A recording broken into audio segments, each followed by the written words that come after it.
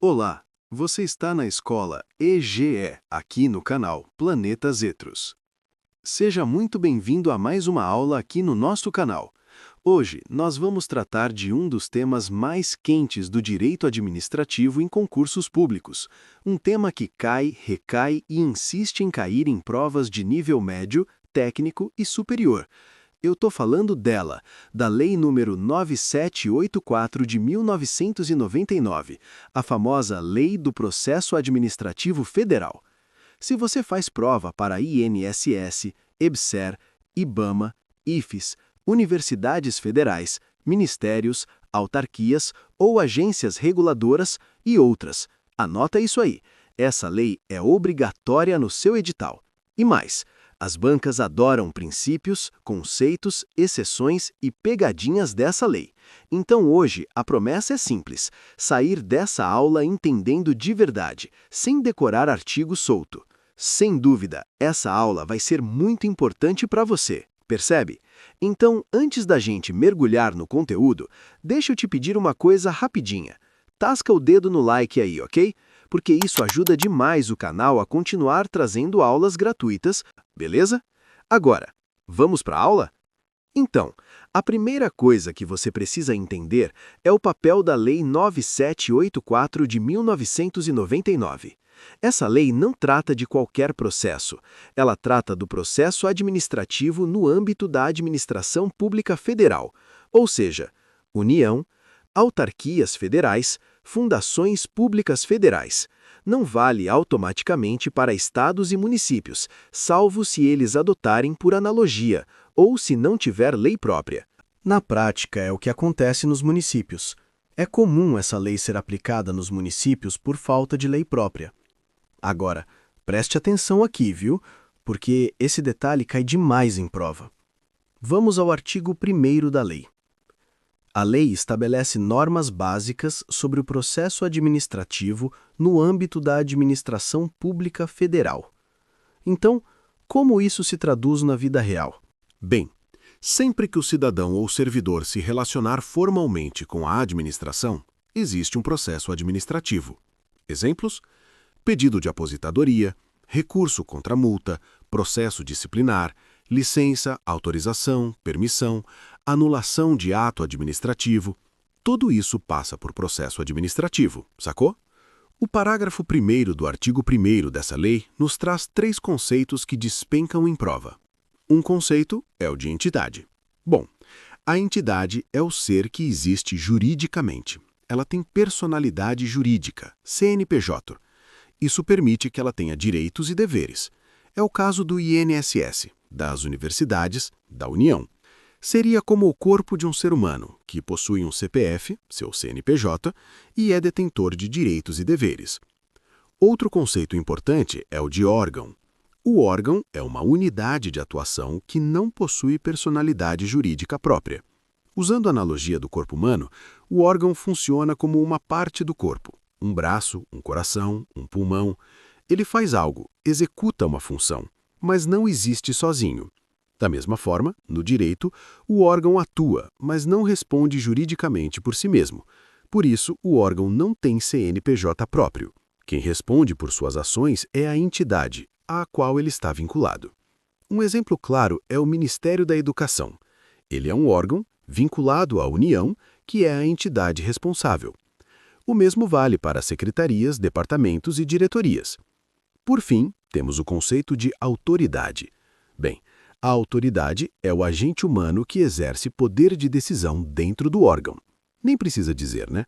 Na nossa analogia, a autoridade é o cérebro nisso tudo. Então, fica esperto, porque a banca adora confundir órgão com entidade.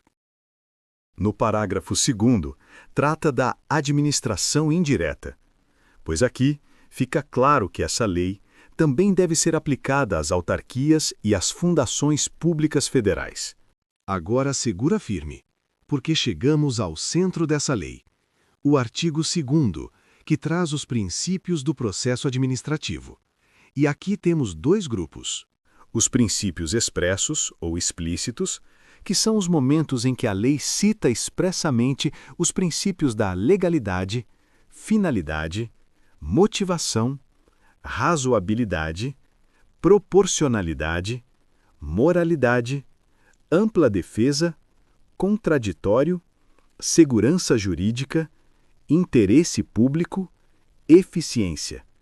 E os princípios implícitos, que são princípios que não foram citados diretamente na lei, mas foram reconhecidos pela doutrina, que são estudiosos dessa área, ou por entendimentos pacificados em tribunais, a chamada jurisprudência.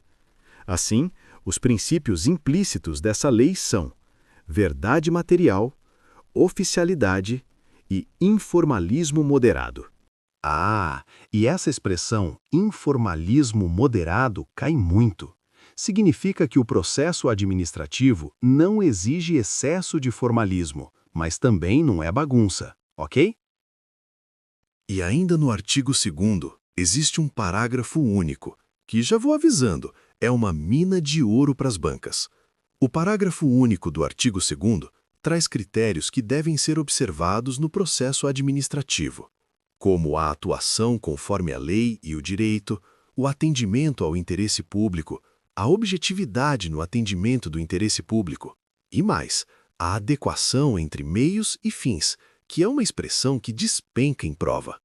Não podemos deixar de falar também da indicação dos pressupostos de fato e de direito, e da garantia dos direitos à comunicação e à produção de provas. Esses são alguns dos critérios a serem observados. E agora vamos esclarecer uma confusão clássica: a diferença entre processo e procedimento. Gente, processo é o conjunto organizado de atos que leva a uma decisão administrativa, enquanto o procedimento é o rito, o passo a passo. Pense assim: um servidor pretende pedir licença do órgão em que trabalha. Ele deve dar entrada no pedido, que será analisado pelo órgão, o qual deverá negar ou conceder a licença. Isso é o processo. Enquanto no procedimento, temos o protocolo, a juntada de documentos, a análise que é feita pelo RH e, por fim, o despacho da chefia. Note que o processo é o todo e o procedimento é o caminho. Todo processo tem procedimento, mas nem todo procedimento vira um processo completo. Sacou? Outro ponto importante está no artigo 50, que fala da motivação. Presta bem atenção aqui, porque essa cai muito. A lei diz que os atos administrativos devem ser motivados, com indicação dos fatos e dos fundamentos jurídicos. Quando a motivação é obrigatória? Atos que neguem direitos, atos que imponham deveres, decisões administrativas, sanções. Por isso, a gente diz que a motivação é regra. Já o silêncio é exceção. E mais, a motivação pode ser explícita, clara e congruente, inclusive por remissão a pareceres. Bom, agora vamos para o artigo 69, que trata do âmbito subsidiário. Aqui aparece uma pegadinha fina, pois esse artigo diz que quando houver lei específica, a Lei 9.784 de 99 será aplicada apenas de forma subsidiária. Ou seja, antes de aplicar essa lei, é preciso verificar se no local onde será aplicada já existe lei própria ou se a aplicação é sobre algum ponto onde a lei é omissa. E é nessa palavra, subsidiariamente, que as bancas costumam tentar derrubar o candidato. Então fique esperto, ok? Então se liga. A Lei 9.784 de 99 é uma lei federal que se aplica à administração direta e indireta federal.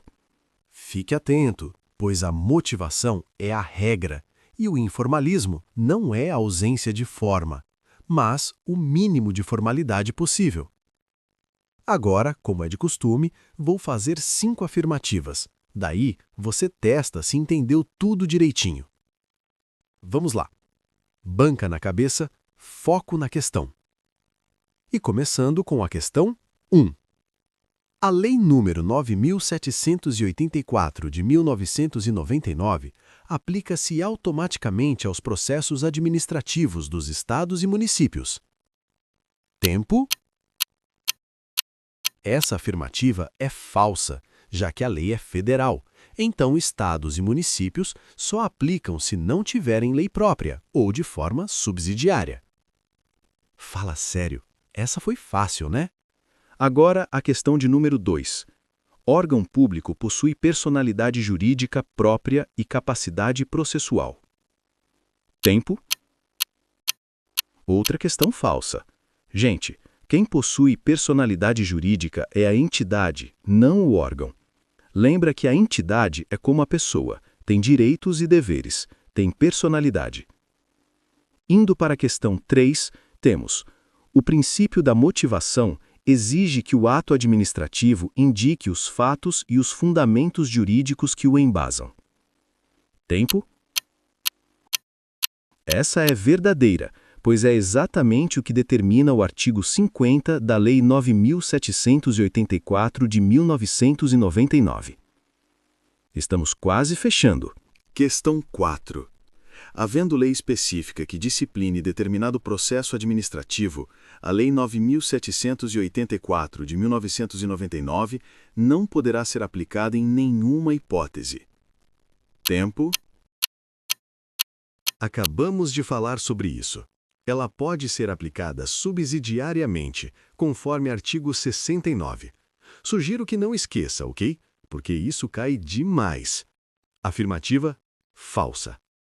Eu falei 5 afirmativas, certo? Então, vamos para a questão 5.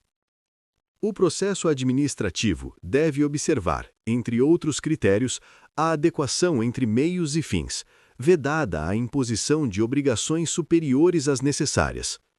Tempo. Verdadeira. Outra tirada diretamente do texto da lei. É a proporcionalidade expressa no artigo 2º, parágrafo único. Questão nível prova. Só para você ficar ciente, essa lei se conecta diretamente com o artigo 37 da Constituição Federal, com a Lei de Improbidade e outras leis correlatas. Se você dominar isso aqui, com certeza estará na frente da concorrência, ok? Continue firme e com foco, porque concurso é constância, não milagre. Ah, e se quiser facilitar a sua jornada rumo à aprovação, se inscreva no canal e verifique se o sininho está ativado para o YouTube te avisar sempre que postarmos novidades. Bem, finalizamos por aqui, mas nos vemos na próxima aula. Um forte abraço e até mais!